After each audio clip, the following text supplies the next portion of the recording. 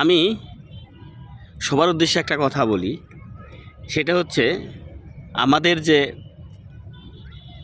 Doctor Yunus sir আছে, উনি কি দুর্বল কিছু? ওনার কি শক্তিশালী বলতে কিছু নাই? ওনার হাতে কি আইন নাই? ওনার আয়ত্তার বাইরে কি সেনাবাহিনী, নৌবাহিনী, বিমান বাহিনী, পুলিশ বাহিনী, র্যাব, ওরা কি ওনার হাতের বাইরে চলে গেছে?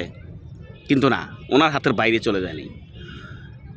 ওনার ইশারাতেই সব কিছু হচ্ছে, ওনার ইশারাতে সব কিছুই হচ্ছে।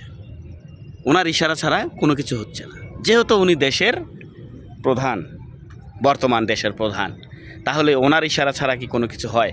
আপনারা যদি অনেক কষ্ট করে বলেন না ওনার ইশারা দিয়ে হয় না, আমি এটা ভাই মানি না। কেন মানি না?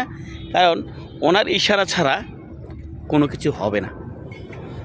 কারণ উনি যেটা বলতেছে সেটাই, উনি যদি না বলে তাহলে সেটা হবে না।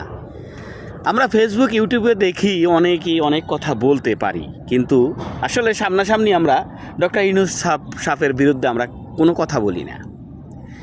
আসলেই এই দেশ থেকে যে সরকারই চলে গেছে না কেন, আওয়ামী লীগ যাক, বিএনপি যাক, জাতীয় পার্টি যাক, যে সরকারই বিগত চলে গেছে না কেন, সবচাইতে বেশি লাভবান কে হয়েছে আপনারা বলেন তো?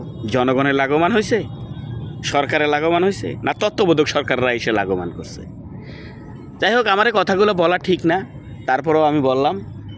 হয়তো আপনাদের ভালো লাগবে, আপনারা লাইক কমেন্ট শেয়ার করবেন, নইলে নয়। আমি বলি না আপনারা লাইক কমেন্ট শেয়ার করে দেন, আমি জোর করে কিছু বলছি না। আপনাদের ইচ্ছা, লাইক কমেন্ট করলে করবেন, না করলে নাই। আমার এই ভিডিওটা শেয়ার করলে করবেন, না করলে নাই। আমার এই চ্যানেলটা সাবস্ক্রাইব করলে করবেন, না করলে নাই। থ্যাংক ইউ, ভালো থাকবেন ইনশাআল্লাহ।